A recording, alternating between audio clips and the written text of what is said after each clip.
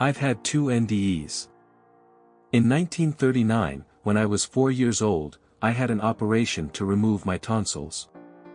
During this operation I became aware that I was floating above a table where 2 doctors, one on either side of the table, were bending over and working on who I believed to be me. Both doctors were wearing voluminous light gray surgical gowns, face masks and hair caps.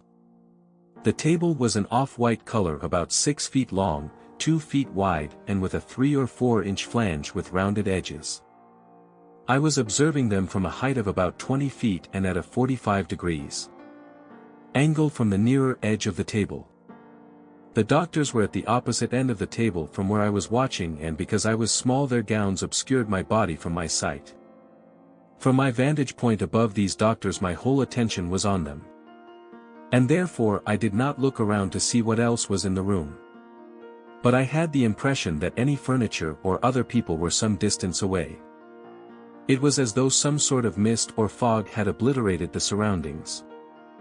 I did note however that the table had no cloth or other covering on the part that I could see. I watched these doctors for what appeared to be about 1 minute, then the whole scene faded from view. To this day, 76 years later, I can still clearly recall this experience as though it happened yesterday. In December 1999, I was diagnosed with colon cancer, which required surgery to remove 2 cancerous polyps. I was expected to leave the hospital after 10. In reality, my recovery lasted 4 weeks. My wife, Betty, was advised one night that I would not survive until the next morning. And that if she wanted to be with me when I died, she should come to the hospital as soon as possible.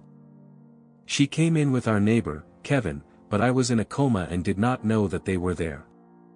During that night, I was floating in an area of total blackness and I noticed that I had no body. I felt completely relaxed with no emotion of fear or joy.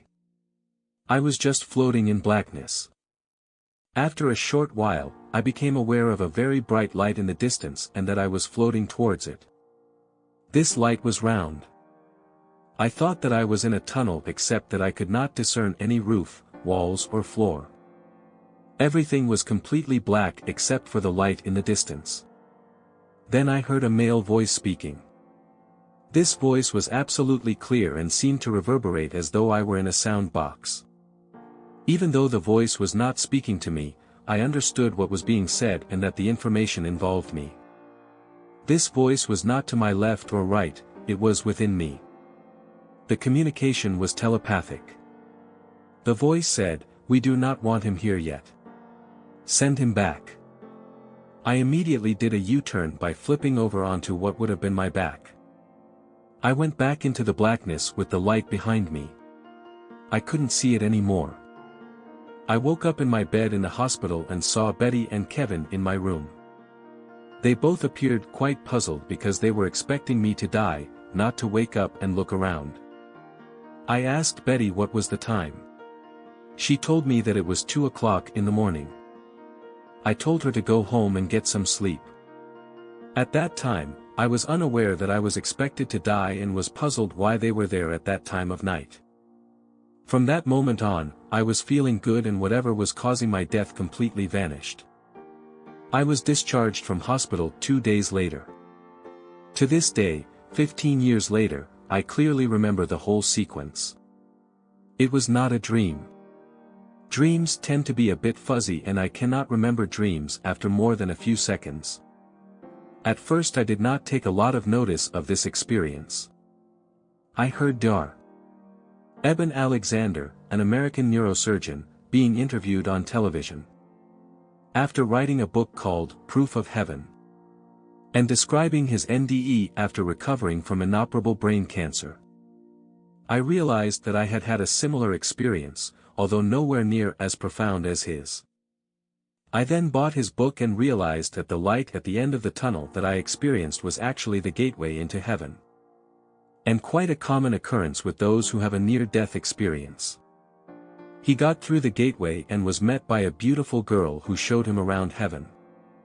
All of their communication whilst he was being escorted around heaven was via mental telepathy.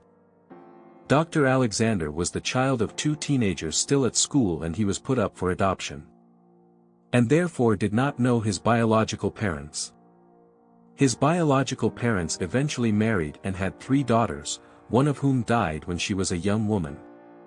Dr. Alexander eventually managed to find his biological parents, who sent him a photograph of the daughter who died.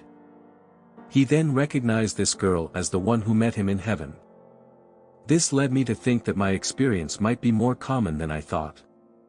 So I looked up near-death experience on the internet, and was amazed to find that thousands of people have documented similar experiences to mine. I started telling people about my experience because I was now more confident that I would not be construed as a nutter. But the usual response I got was, "That's nice, what are you having for dinner?"